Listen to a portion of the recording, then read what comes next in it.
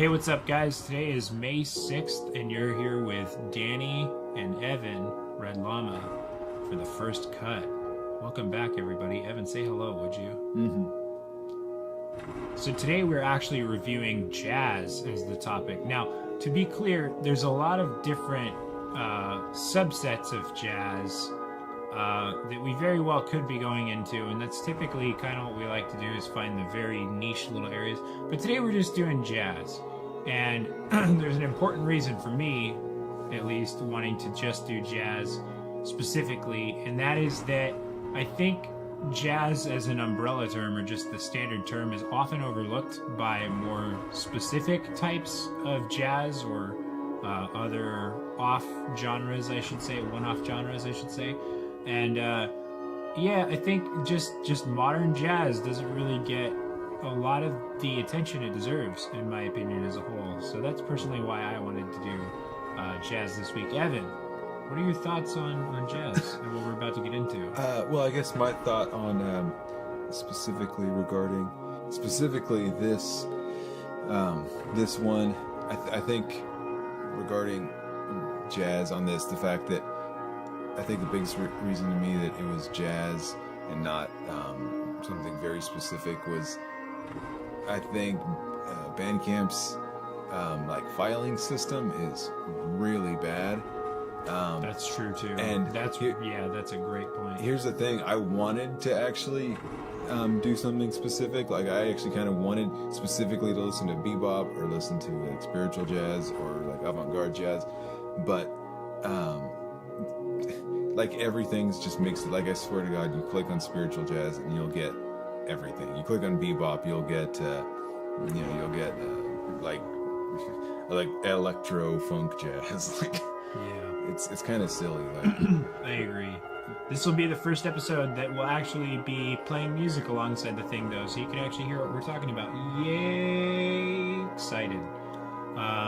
So yeah, you can actually hear what we're talking about, not just have to look it up. But, please do look these bands up anyways, because honestly, as we've said many times before, and we'll probably say it many times still, these artists are really good. And that's the reason we're doing this, is so that you can discover them and listen to them, buy their music, or, not, just listen to it on fucking YouTube or whatever you want to do. But they're really, really worth the recog. So for sure, look them up, but you will get to hear them today while we're doing the thing too. So with that, let's go ahead and dive on in, shall we? Okay, so the first pick we have for you today is Andreas Thor and the Nordic Quartet.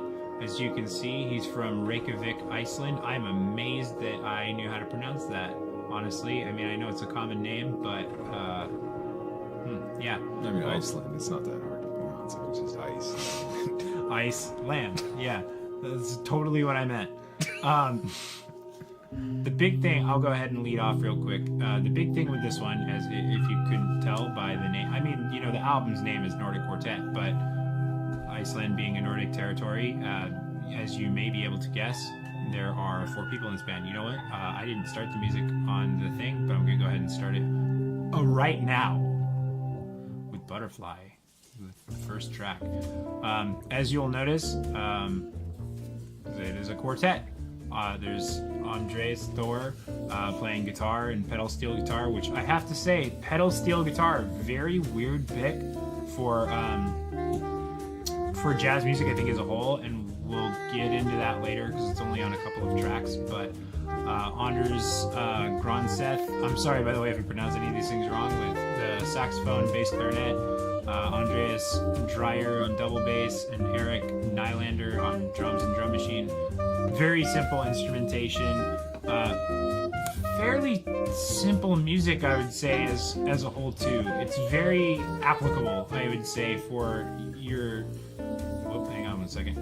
Very, very applicable, I would say, for your standard, just casual jazz listener. Now, it's not to say that if you're an advanced jazz listener, you won't enjoy this, but it's easy, I think, for just about anybody to get into.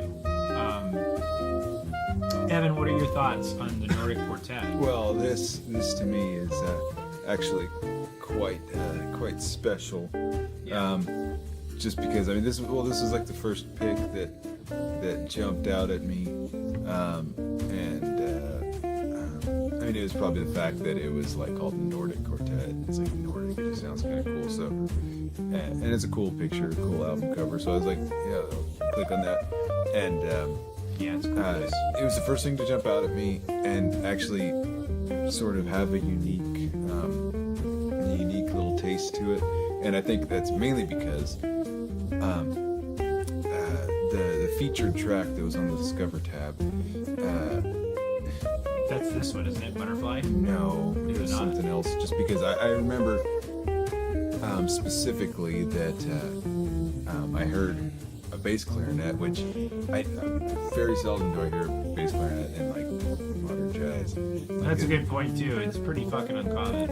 And I guess the bass clarinet to me was a pretty underappreciated instrument I'd found for pretty much my entire life until a couple of months ago when I started doing a lot of recording of a bass clarinet. Yeah. And you realize like how powerful and great of an instrument it actually really is.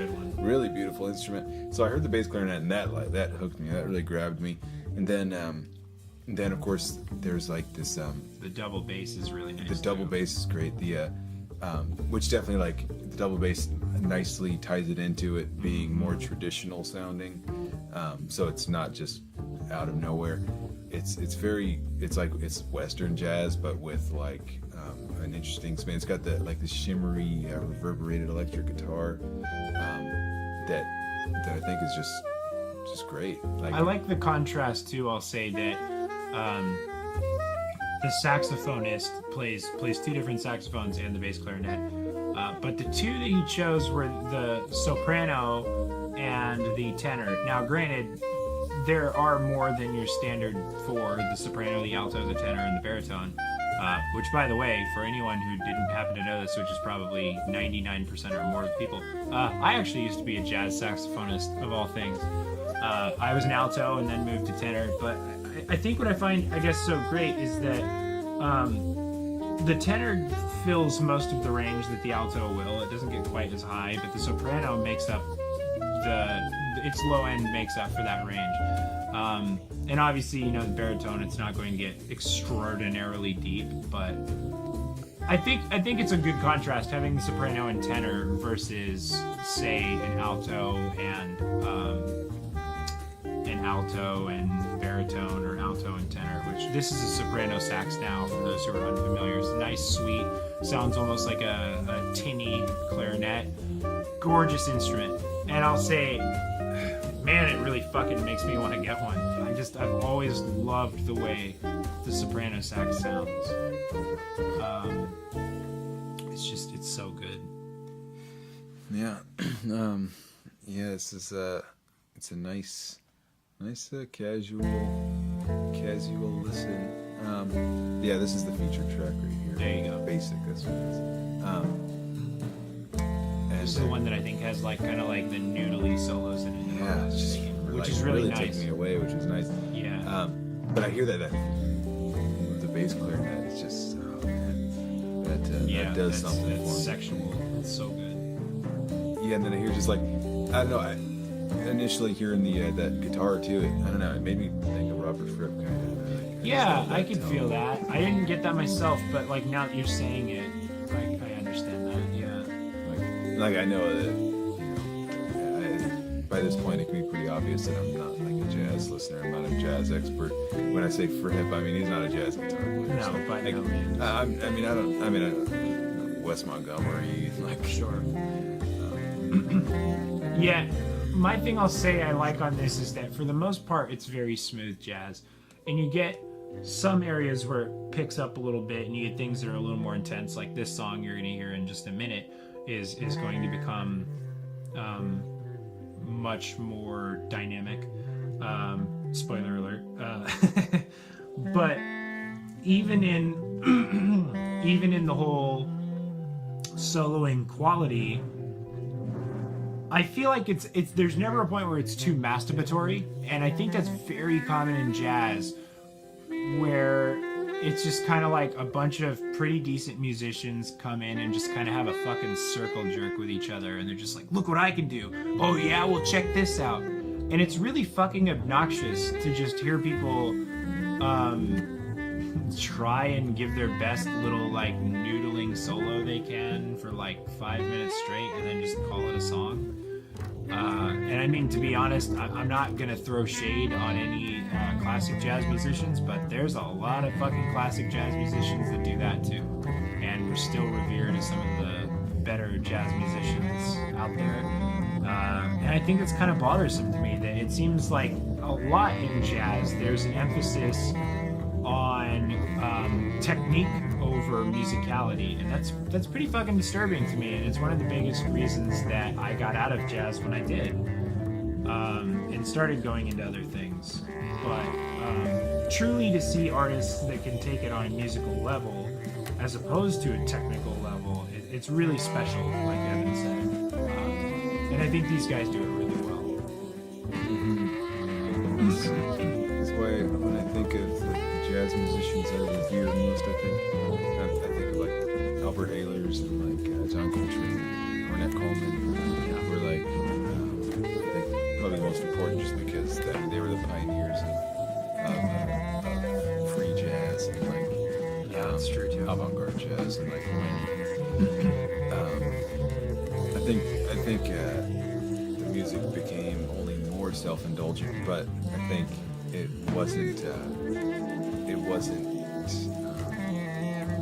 just like, it was actually interesting, I guess. So I like this. Yeah, indeed.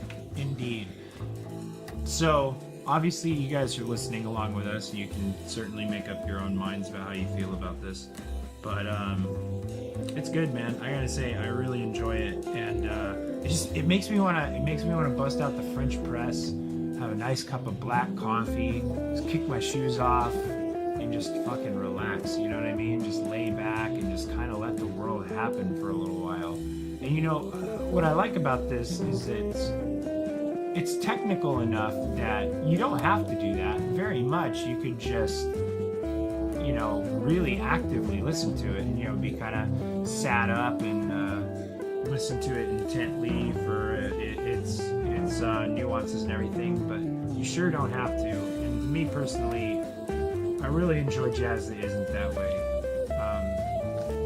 And that's really about all I have to say on this one. So let's go ahead and move on to the next one. But, you know, fair warning for all of those watching, they are going to get a little bit more weird into the avant-garde, I think, as this list progresses as we go into the next couple of artists. But with that, let's get into the next one, shall we?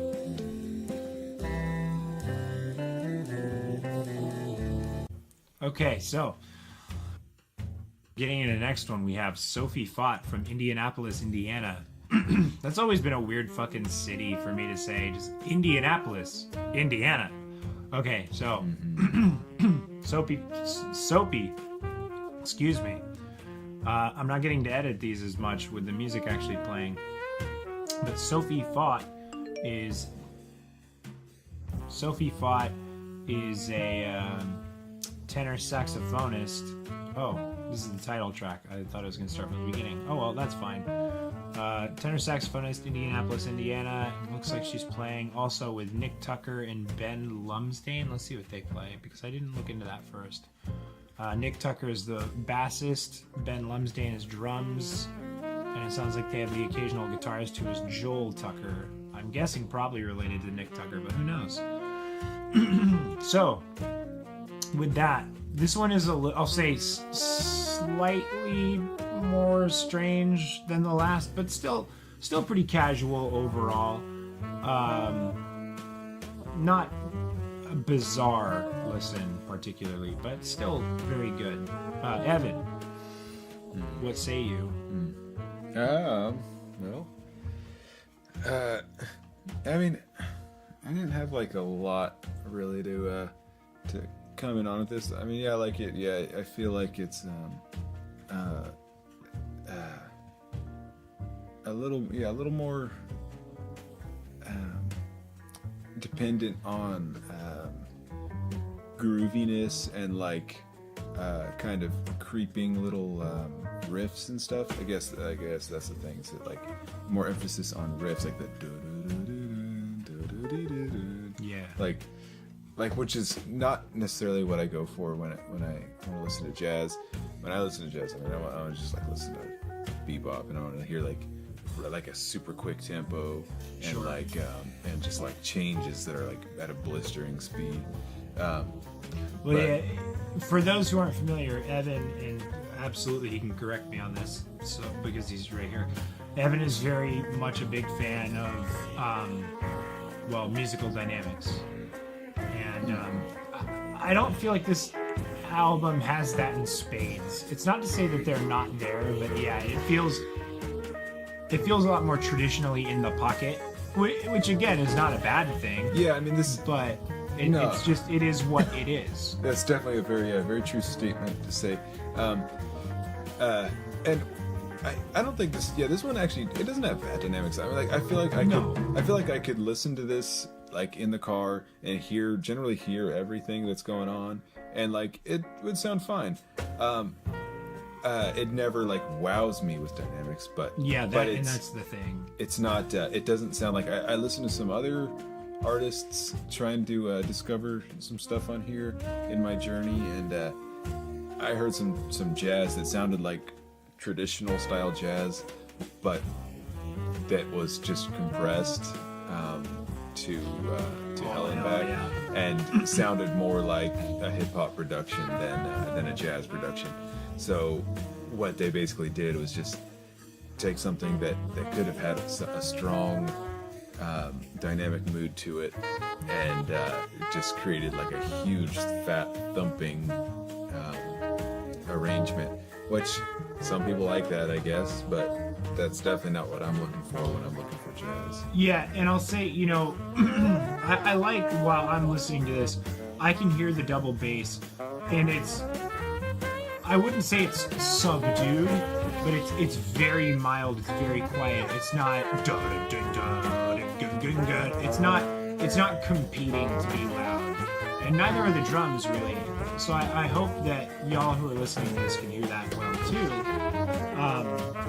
If not, then of course go ahead and listen to it on your own, and I'm sure you'll be able to hear it very well.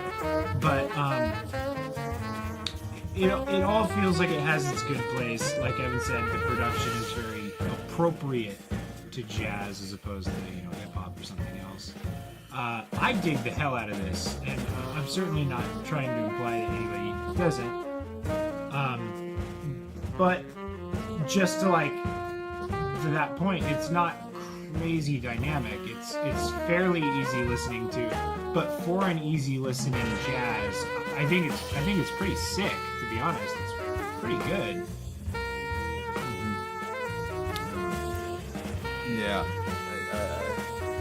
it's like I do. I mean, as much as I love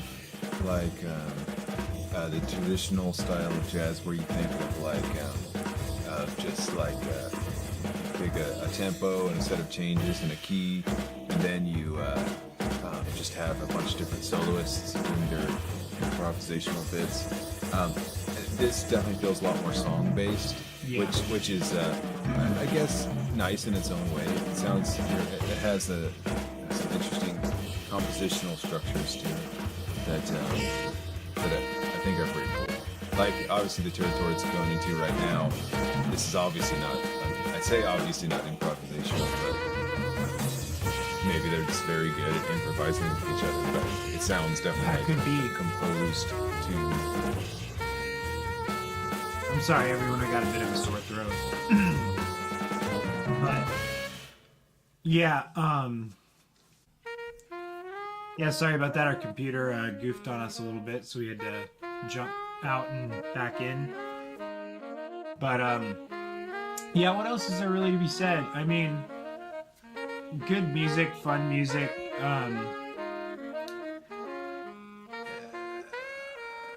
Yeah, I don't know. I mean, it doesn't really cut when I think of cut through in the way if I think of all the jazz, great jazz albums and things like that. but I wouldn't really say it like fits into the mold either. It's very good. I enjoy listening to it. I don't know if I'd personally go out and buy it, and I'm trying not to say anything that sounds mean, because I'm certainly not trying to be mean, and my thoughts on it aren't negative. But it's hard sometimes to say things that aren't, grossly positive and not sound negative, I guess. It's good. I definitely strongly recommend listening to it. And there's some more really bizarre themes on this album. I can't really think of any particular ones off the top of my head, but it does get into some darker, more experimental territories here and there. It's fun. I enjoyed listening to it. But that's about my wrap on that. Evan, do you have anything you'd like to say before we move on to the next artist? No, sir. Okay, well, that was Three Muses by Sophie Fott, Nick Tucker, and Ben Lumsdane. Give it a listen, would you? And with that, we're on to our last artist for the evening.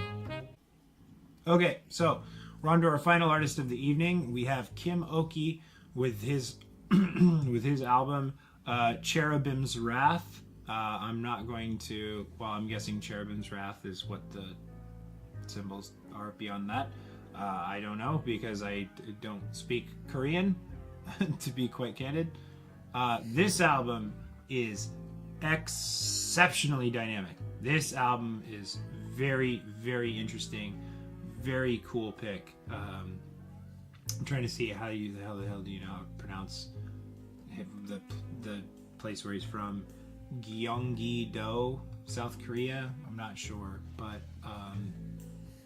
man, this album is fucking weird, but I love it, and I'm sure you guys will too.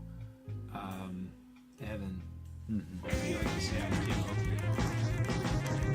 Oki? Yes, very strong like. Like, this is one that I haven't bought yet, but I strongly considered buying before. Oh, it's only $7 too. Featured.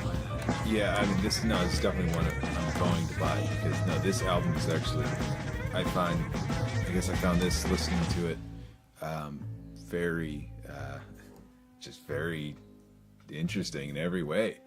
For one, I mean, it's again like all my everything that's good. It's just I don't know where to start. Like I guess the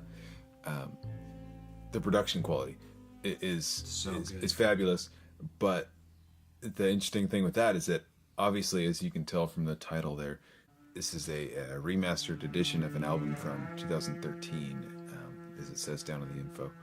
And I mean, it'd be interesting to hear what the original sounded like, but that's a good point. So this is obviously redone a few years after it was originally put out.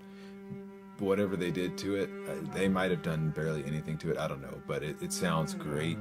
Not to cut you off, but as we can hear right now, this is a double bass actually being bowed. And not that that's uncommon in the world of, double bass playing by any means. It's very uncommon in jazz playing. But that's the thing with this album that I think is so fucking excellent, is almost everything that's done in this is so uncommon. It's so strange. It sounds to me, bizarre, but so good at the same time. It's like folk art or something. It's just like outsider art. There's a lot of Oriental folk influence, clearly, too, as you'll see when you get into the album. There's actually a specific thing I do want to listen to, even like. Is it Orion Star House that has like the singing in it? Oh hell yeah! I'm putting that on in a minute too. That's super good.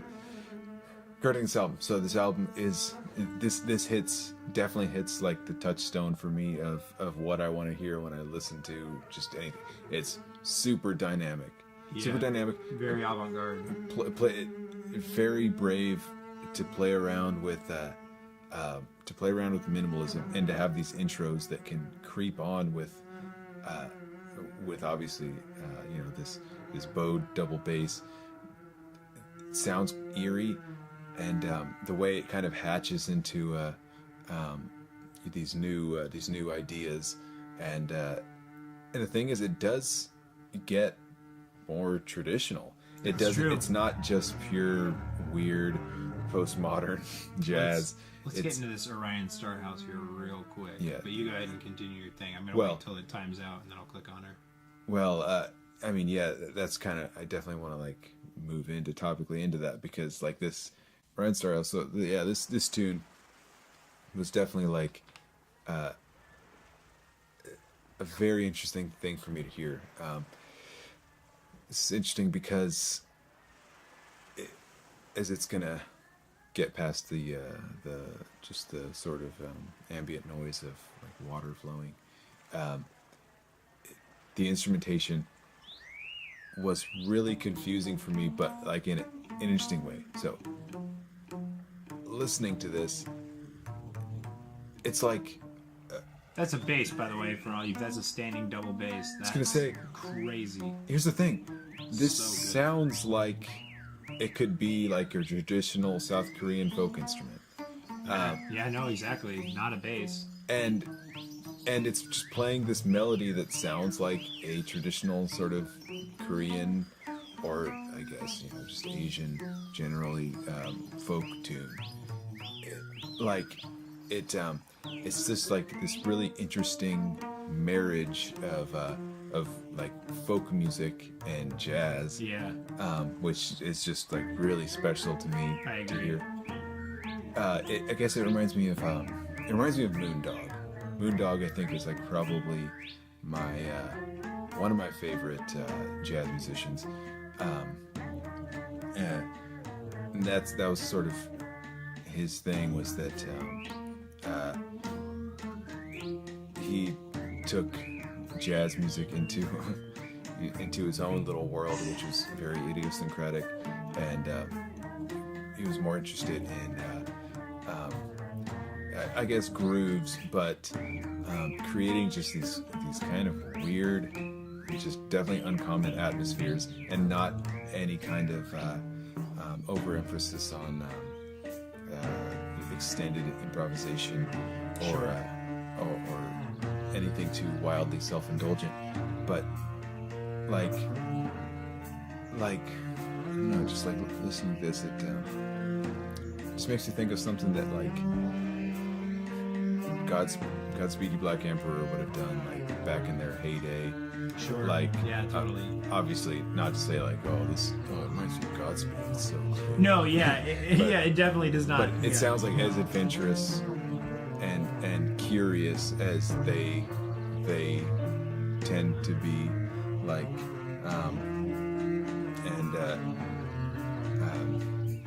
yeah, it's just a great timbre, great groove. Yeah, this was the highlight from this album for sure. Yes, and 2 points I want to make real quick. I agree with you on everything you've said on that, by the way. The combination of traditional Oriental folk and jazz on this album is, honestly, it's fucking stunning. When I was listening to it, I was legitimately entranced by this when I was listening to it the first time, and I hope you guys can feel that as well. It's very, very unique, extraordinarily unique, but it's extremely good. And I find typically when you find music that is extraordinarily unique, you'd be like, wow, I've never heard anything like that before. It's not very good. As a matter of fact, it's typically very bad, and it's not very easy to get into. But I definitely don't feel that way about this. But for all of those watching who can see this, and all of those listening who can't, I'm also noticing this album has supported by one person. That's like one supporter. That was a strong thing to get noticed for. That is a crime, in my opinion. So if you're hearing this and you think this is pretty decent, I might consider buying this. It's $7 and it's supported by one person. Clearly this guy doesn't have a whole lot of exposure. Please check this one out, because this is a travesty, in my opinion, that there doesn't seem to be a whole lot of traction on this album. It's upsetting to me, to say the least. Yeah, I think maybe an unfortunate part of that is that I think people tend to, on Bandcamp, they tend to see an album for $7 and they'll see, it's 7 tracks. I mean, I'm not gonna pay that. Well, I mean, I paid $3. like most bands are just willing to put their stuff up for free, if not, maybe like a couple of dollars. I really, really wish I could disagree with you, but I can't. Here's my big thing, I guess, on this, that I would hope anyone with half a mind looking at this saying, oh, it's only 7 tracks. Okay, yeah, sure. And the first 2 tracks are pretty short. Track 3, 7.5 minutes long. That's pretty long. Track 5 is 12 minutes long. It's not particularly a short album, minus the fact that it's 7 tracks, but they're it's still a pretty decent length, and it's only $7.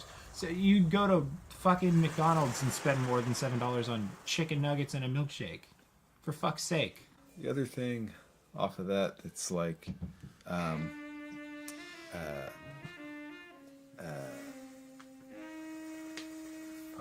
forgot what I was gonna say. I'm not sure. It was has to do with McDonald's. No. Yeah. No. Okay. So the other thing that comes off of that I gotta say, we're getting in some real dissonant territories here, and it's getting me excited. Is that to me, the quality of the body of work is so much more important than the length. Oh God, yes. For the love of God, like if this album was 30 minutes, but it was genuinely filled with just very interesting peaks and valleys. I mean, for God's sakes, how many Minor Threat fans are there out there that would be happy to listen to a 26-second song? Yeah.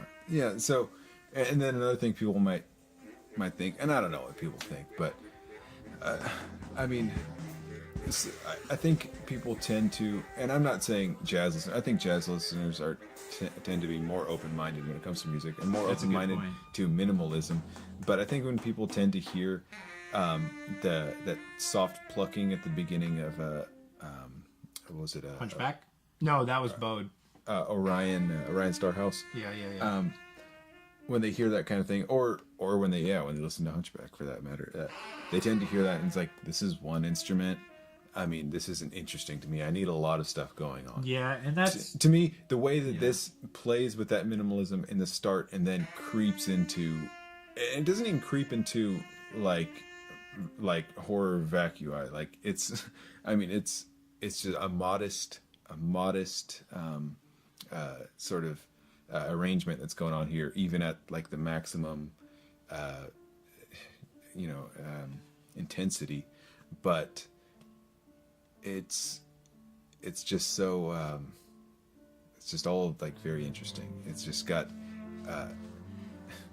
it's just one of those funny things that I think that like people don't think about, but I feel like if you're able to, with your music, if you're able to use silence as a tool, I think silence is so powerful. Silence and like strong minimalism are some of the most powerful tools in music. Well, I mean, if you can play around with silence and put like some very just quiet pieces into a normal song, it just creates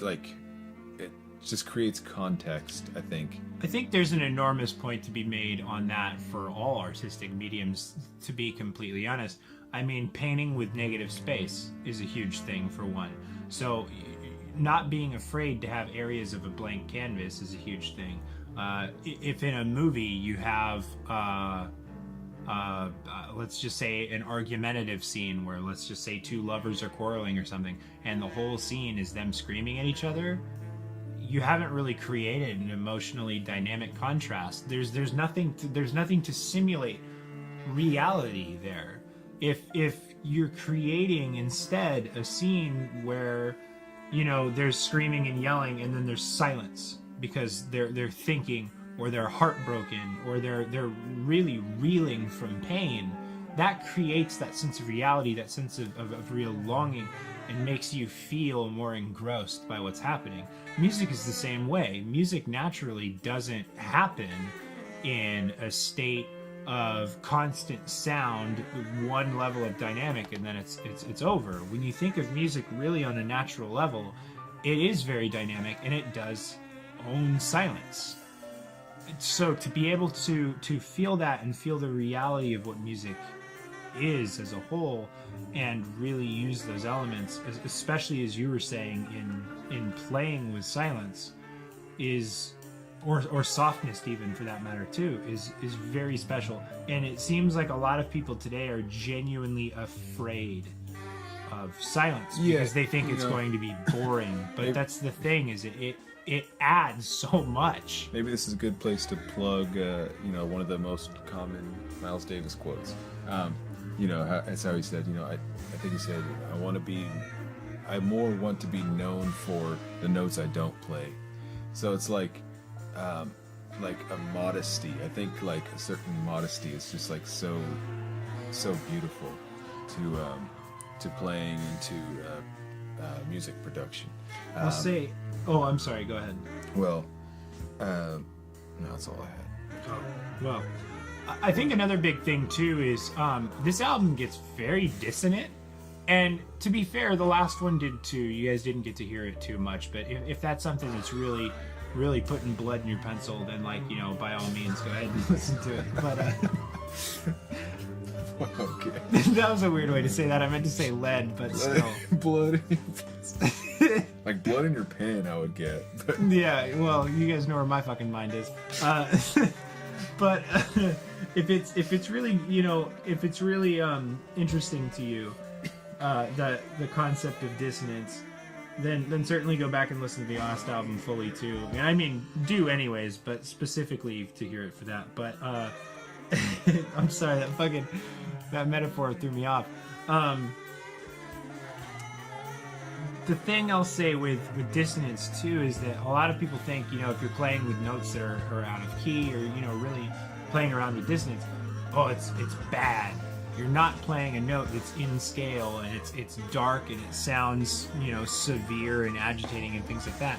Well, but again, those are natural feelings. Those are natural things that occur, that we experience, that absolutely owns a huge place in musicality. And to quote Victor Wooten, there's 12 notes between every octave. Even if you hit a wrong one, you're only one note away from being right. You shouldn't be afraid of being dissonant by any means. And anybody who is really a fan of Victor Wooten knows that he does play around with dissonance a lot in very smooth sounding things and being out of key. I think a lot of those big bassists, the big Richard Bona is another fucking amazing example. They do that a lot. They really play around with getting out of key deliberately, and it's so good for it. I mean, this is something we can hear literally right now. And it's one of those things that I guess, you may find it bizarre at first, but once you kind of step away from that and think, it was deliberate, and really just kind of try and get out of your normal thinking and headspace, I think you'll find that it is very good. I mean, I guess it's not for everyone, but ultimately, I think it's fucking amazing. I don't really know what to say too much more on that, but playing with dissonance and silence and dynamics is so critical to a good album. Come on, just that song name is like so, like it's throwing me off. Like it's almost like hilarious, and it's almost like, what is it? What's the message? It's very interesting. It's cute. So good. Yeah, I imagine the little like bell tower demons from the fucking Dark Souls too, like shots with like cannonballs. Yeah. But yeah, I mean, such a fucking good album. I know I'm gonna be buying it. I know you're gonna be buying it, and goddamn, you guys should at least check it out. I don't really know what more there's to say on it. I think the music, we've said a lot, but the music really speaks for itself a lot. But I do have one more point I want to make too. I've been talking to a good handful of people recently, and I found that, I've known it's a thing, but it's something that I didn't really realize was as cancerous as I think it is. That there's a lot of people today who have this mentality of like, I love art, I enjoy art, and I want to experience art as much as I can, but I'm not going to support artists. I'll listen to their album, I'll listen to it 100 times, I'll never buy it. I'll pirate a movie and watch the hell out of that movie, but fuck, I'm not gonna go see it in theaters or like actually, buy the, Blu-ray when it comes out or this or that or whatever. And that's pretty despicable to me, to be completely honest. As an artist who invests my money into other artists on a very literal level to make their albums, literally, that we're funding part of our community out of the money that we make to help people produce their albums in turn, so they can sell it and they can make money, and see how hard it is for them to make money in even that regard. It's genuinely depressing to see how little people really care about artists, how much people love art but seem to almost hate artists. Mm-hmm. It's pretty fucking sad, and that's honestly one of the biggest reasons that Evan and I created Natural Cut Records. Is when we started making music together when we were fucking kids, man. And we always, I'll just speak for myself in this part, I always dreamed of somebody discovering me at a venue and saying, you guys are really good, I want to help support you and this and that and whatever. And that never happened. And I get that it never happened. I'm not fucking bitter about it by any means, but it's a different day and age. There was a time where people legitimately wanted to pay for music. People wanted to go to shows. People wanted to support local arts and their favorite artists and things like that. And that just doesn't really happen so much anymore. And to be honest, if you're hearing this and thinking, well, I do that, that's not me, God bless you. Because you're a very vast minority. But it is kind of depraved to me to think of how little people want to put in for these things that they enjoy every day. Well, yeah, I mean, for all those couple of folks out there who haven't ever made an album and recorded an album and engineered an album and mastered an album. Holy shit. Because I know there's only probably a couple of you. Most of you out there have definitely done that. It's weird how it's easy to become desensitized and listen to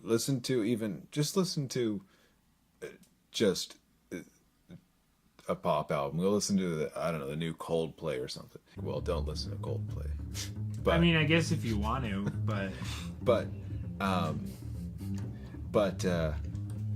there's no malice behind that. But I still don't Coldplay. Paradise. Go listen to the new Coldplay. It's easy to listen to. It's easy to hear a track on the radio or hear it somewhere or other, and just think of it as just a passing sound. You don't think about how much work went into everything. For real. Think of the chain. I think of the artist writing the lyrics and creating the vocal melody. Nonetheless, the suffrage of the actual emotions that occurred to make the song in the first place. Yeah, and then think of everyone involved in the and I mean literally everyone involved in the tracking and the engineering and the mixing and the mastering stage. Everyone involved. I'm talking even down to the janitors at the studio. There's that. It's like everybody in this chain who makes these processes go smoothly, and every engineer's assistant who sits there hovering a microphone over a cymbal, or everybody who's using their ears and using their minds to realize some kind of final product. It's really amazing and kind of disturbing that it's definitely easy to take for granted. For sure. But making a record is so fucking difficult. It's very laborious. There's a lot of... I mean, shit. We're fucking engineers. We're producers. We make other people's... We make our music too, which if you ever wanted to hear that, by all means, follow Evan and I on Twitter. We'll talk about it. We'll talk about the bands we produce as well. but we're engineers and producers. We work with people all the time, and we can listen to their lyrics, we can feel their pain, but we also see how many times they'll record the same guitar line over and over and over again, just trying to get it perfect, just trying to get it right. I mean, there are some days where you can bust out multiple songs in a day. There are some days where you're lucky if you get one done, just because it's so hard to get it perfect. There's so much work, it's so much effort and pain really involved in it. And I keep saying pain, and I get that it's one of those things that I'm probably sounding almost hyperbolic, but I promise you, if you're not a musician and you know someone who's been a recording musician, ask them how hard it is to record their album. Unless they did it on like GarageBand in like 5 days, I bet you anyone, just about anybody would say being in studio is practically an awful experience because it's so hard, it's so difficult, and it's mentally and emotionally draining. Not just exhausting, but I mean, there have honestly been times where I've recorded music for Evan and I's band Oppress, where I would record the same guitar line like 100 times trying to get it perfect. And it would make me question whether or not I still wanted to do music or not. I'd just be like, maybe I should just literally give up everything. Fuck this song, fuck the band, fuck playing guitar and singing and this and that, whatever. Maybe music isn't for me. It really puts you into a bad state of mind. It's very hard. It's almost really soul crushing. It's rough. But to think, you know, all of the emotional energy going into writing the music in the first place, practicing it with any kind of band or ensemble or anything, and then going in and torturing yourself to record it and do all of those things, and then think, you know, the only real reason you're recording it is for other people to hear it, and then, you know, introduce it to people and then go, yeah, I mean, I like it, but I'm not going to pay for it or anything, minus all that work and effort you put in. To me, it feels worse than the idea of, you know, telling someone you love them and just being like, that's cool. It's kind of heartbreaking. So to see other bands have the same issue on any level is brutal, man. It really disturbs me how little people want to put in for the things that they're getting that you know, they allegedly love so much, especially like this, with an album like this. It's $7. You would easily spend that going out to fast food. If you think just like the idea of like, oh well, I'll just make my dinner at home and then own this album forever for the rest of my life and know that I've supported this artist, instead of going and getting a couple cheeseburgers. That's all it is. That's nothing. But to think like people can't be inconvenienced that much as a whole. They're just like, nah, yeah, but I still really like fucking Baconator, you know what I mean? I mean, don't get me wrong, if you like Baconators, have at it, I guess, but I suppose it's a dead horse at this point. It bothers me. It really bothers me. It's something I'm very passionate about. Yeah, it bothers me. So Evan, anything else you would like to say? No, not necessarily. So that was Kim Oki and Cherubim's Wrath, if you're listening on iTunes or, you know, watching us on Peanut Butter Disaster. Thanks for continuing to watch, guys. We sure really do appreciate it. Obviously, we'll be back again hopefully next week. You know, might be a little later, give or take, hopefully next week, with a brand new genre, brand new ideas and everything we talked to you about. But I think that's going to wrap it up for the jazz issue. I hope you guys had fun. I hope maybe, you learned something, or maybe you played this at your kid's bar mitzvah and he didn't cry too much. I don't know. But with that, if you've been drinking, drive home safe, or, you know, just stay at home. Don't drive out and get that fucking icy you've been wanting. And don't smoke meth. DannyVNCR and Red Llama signing off. Have a good night, everybody. Or a good day, I guess, depending on where you're at.